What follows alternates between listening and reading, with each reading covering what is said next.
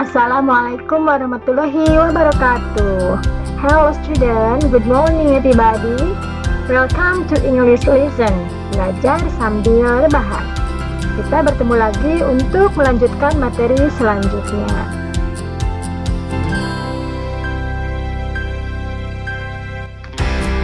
Okay, in the last lesson, we learned about short message. Pada pertemuan kemarin, kita belajar tentang short message atau pesan singkat.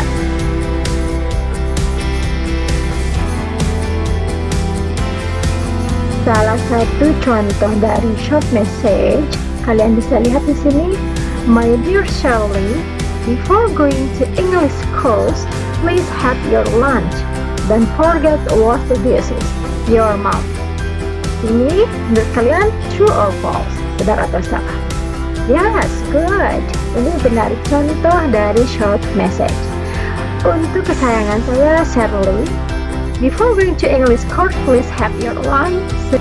Sebelum pergi ke kursus bahasa Inggris, silahkan makan siang dahulu. Dan jangan lupa untuk mencuci piring. Bisa kalian lihat di situ ada kata don't forget.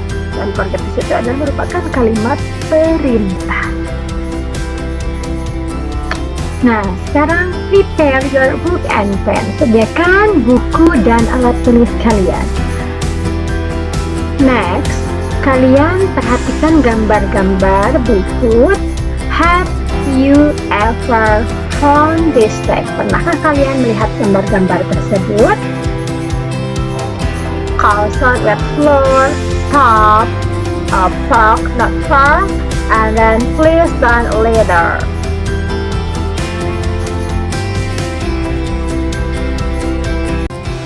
And then next, today we are going to learn about notice. What is the meaning of notice? Yes, a notice is a symbol or a short text to inform or instruct or warn people to do or not to do something. Notice adalah simbol atau teks pendek untuk memberikan informasi, instruksi, atau peringatan kepada publik untuk melakukan sesuatu.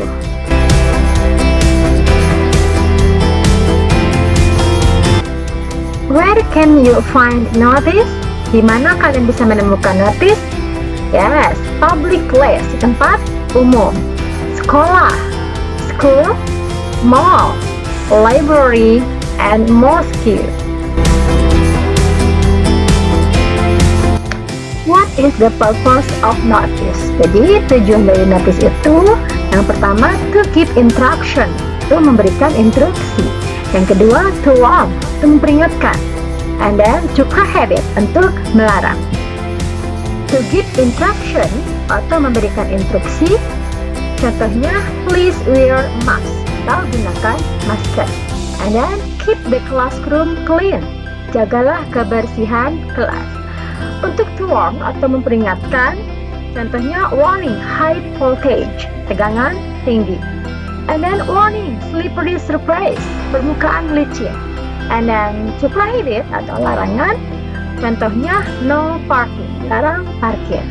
Atau juga bisa do not litter, jangan buang sampah sembarangan. Next, swimming is prohibited, dilarang berenang. Nah, itu adalah ketiga tujuan dibuatnya notice. Yang pertama, to give instruction, to warn, to prohibit. Selanjutnya, kita juga akan mengenal tipe-tipe dari notice atau jenis-jenis dari notice. Yang pertama untuk information, yang kedua command, yang ketiga caution, and then prohibition. Dimana information itu hanya untuk memberitahukan saja, dan yang kedua command itu merupakan pemberitahuan yang berisi perintah, and then caution sebuah pemberitahuan yang digunakan untuk memperingatkan orang yang melihat atau pemberian tersebut untuk berhati-hati atau waspada akan sesuatu. Dan yang ketiga ada prohibition, di mana sebuah pengetahuan yang digunakan untuk memberikan informasi larangan untuk melakukan apa yang tertulis di pemberitahuan tersebut.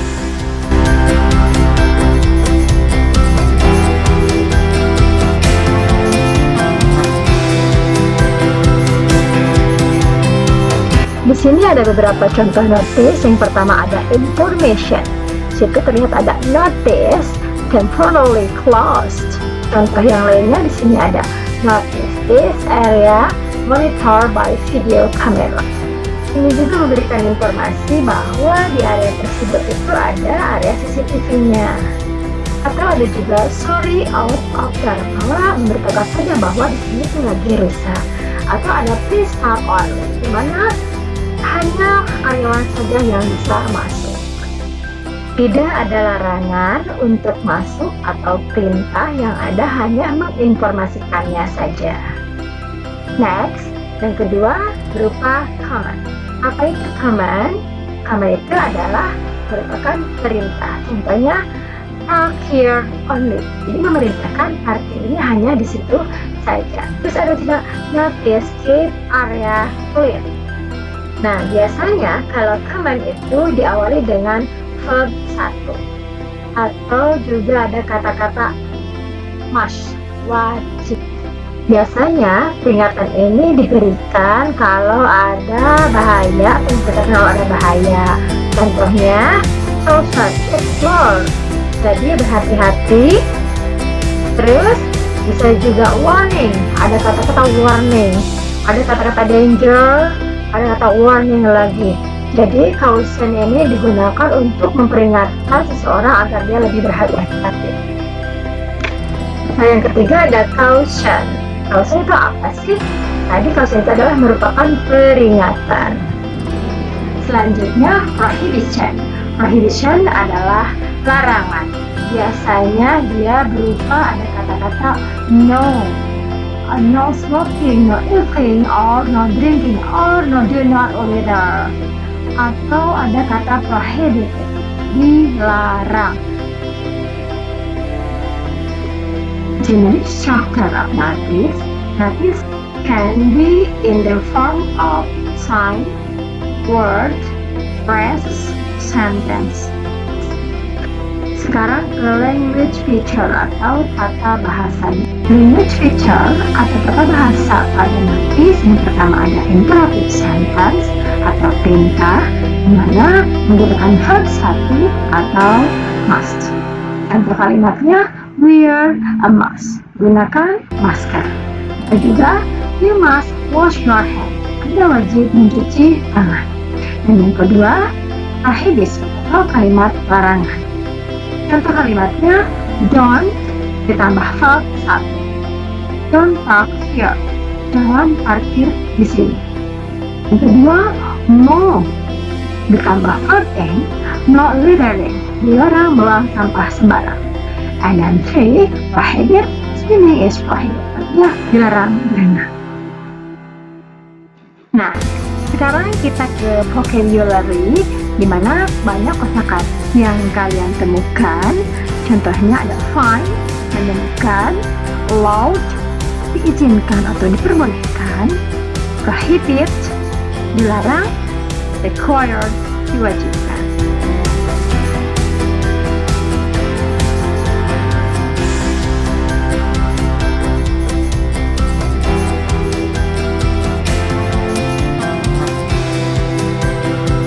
For example, notice, please do not litter. Contohnya, jangan buang sampah sembarangan.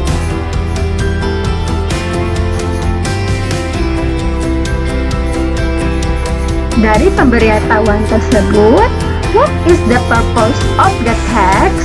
Apa tujuan dari teks tersebut? It is to prohibit people from littering in the place, melarang orang membuang sampah sembarangan. And then, where do you find this text?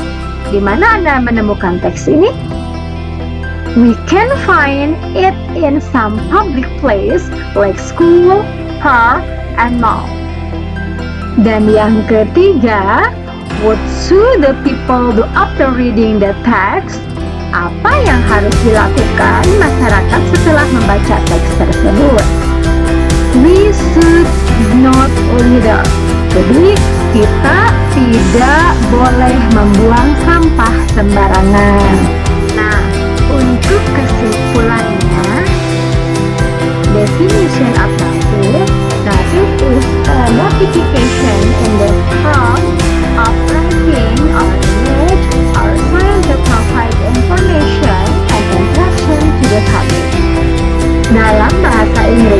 Notice terbagi menjadi 3 bentuk kalimat. Yang pertama, notice caution, notice comment, and then notice prohibition. Notice caution yaitu sebuah pemberitahuan yang digunakan untuk memperingatkan, fungsinya untuk meningkatkan kewaspadaan agar pembaca atau orang berhati-hati dengan apa yang tertera dalam pemberitahuan tersebut. Yang kedua, command atau pemberitahuan sebagai perintah. Dalam pemberitahuan ini biasanya menginstruksikan atau memberikan perintah bagi yang membacanya untuk melakukan apa yang tertulis dalam pemberitahuan tersebut. Dan yang ketiga, larangan atau prohibition adalah sebuah pemberitahuan yang digunakan untuk memberikan informasi kepada siapa saja yang membaca pemberitahuan ini bahwa mereka dilarang untuk melakukan apa yang tertulis di pemberitahuan tersebut. Oke student, itulah penjelasan dari materi notice. Semoga bermanfaat and see you. Wassalamualaikum warahmatullahi wabarakatuh.